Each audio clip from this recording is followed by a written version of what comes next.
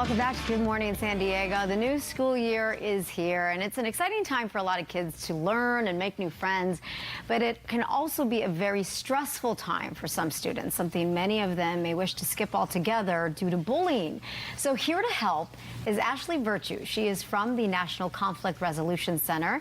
They've got a location based here in San Diego. Good morning to you, Ashley. Hi, good morning. So bullying, yeah, you know, it can be really stressful, unfortunately, for a lot of kids, and many of us parents may not realize that.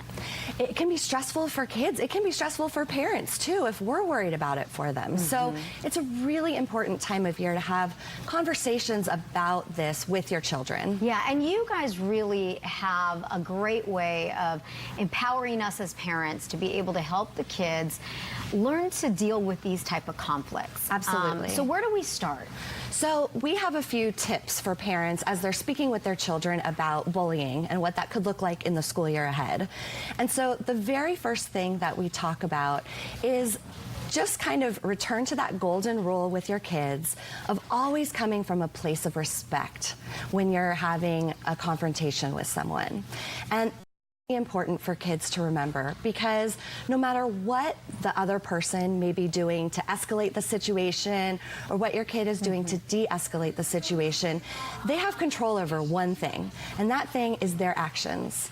And so if you can really help them understand that they can always come from a place of respect and be proud of themselves, it will go a long way for them, not just in these scenarios, but their whole life long. That is so important. What about when it happens online? How do you do that? How does a child do that? Show respect, I guess, online. It's about what they're typing or saying or reacting. You know, I think online it's even harder to kind of take that step back and show respect, because we forget that there's a person on the other side of the computer screen. And online we kind of feel like there's this sense of anonymity, and so we respond to things in the moment, in the heat of the moment, without really thinking about what we want to say. And so especially for kids, it's really important to remember that what you say online can be recorded, can be kept. You need to just still come from that place of respect and remember that there's a person on the other side. That person may not be behaving in a way that's acceptable to you, and that's okay, but you can control your actions. And to tell a child, I mean, specifically perhaps giving them an idea of what to say. One of the things I know that you encourage us to tell our kids is what to ask yourself. Right. And so we really encourage kids and parents to work with their kids to think about how they can communicate their needs in the situation in a way that others can hear it.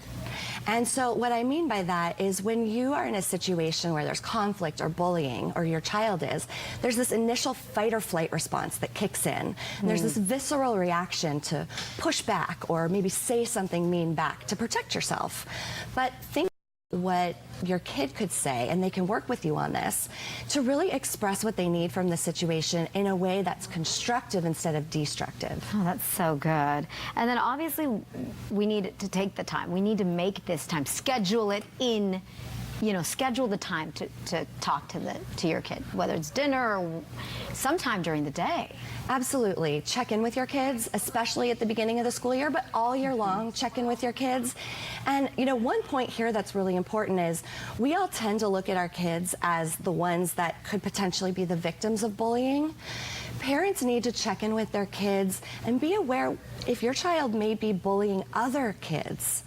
You need to have these same conversations with them that we're talking about, getting to what some of their underlying unmet needs are, hearing from them what's going on. So just parents being in tune, making time for this is so critical. I have one last question for you, because I deal with this all the time. I'm constantly, my son, he's turning 9, and I'm like, how was school? You know, how did it go today? Any issues, any concerns? Mom, and he just does not want to talk about it. One-word answer. You know, maybe I do it at the wrong time. Is it the wrong time immediately after school when he's getting home and he just doesn't want to talk about school? Yeah. Do you think that, I mean, as a parent, should I just let him, give him his space, let him unwind, and then bring up the conversation, poke around a little bit later? Well, I think there's two things here, and this is a really good question I think a lot of parents struggle with, especially as kids get into preteens and teens. Number one, create an atmosphere where your kids know all the time that there's an open door. So it's not just at one particular time of day or in the car on the way home, but we have an open relationship. You can come to me. There's non-judgment when you come to me. We can talk about things. I'm here to listen to you. So just creating that environment where they can always come to you is one. But the second part of it, and this is true for really any conflict scenario, and we talk about this at National Conflict Resolution Center all the time, is really being there to not just be fix-it people for your kids. And so as parents, we kick into that, like, I just want to fix situations for you. I just want to get in there and fix it for you. But how wonderful if we could actually empower our children to resolve some of these conflicts themselves in healthy ways. And then they're more likely to come to us because we haven't just shut them down and fixed it and sent them on their way, but we've really empowered them to have some conflict resolution skills that are going to go with them the rest of their lives. That's some great advice. Ashley, thank you so much for coming in. Thank you. And for more information, of course, on the National Conflict Resolution Center, we'll put some information on our website, KUSI.com. I feel ready. All right. My kids are ready. Thank you, Ashley. Thank you. All right, much more ahead here on Good Morning San Diego on this Tuesday morning. 8:51 is now the time.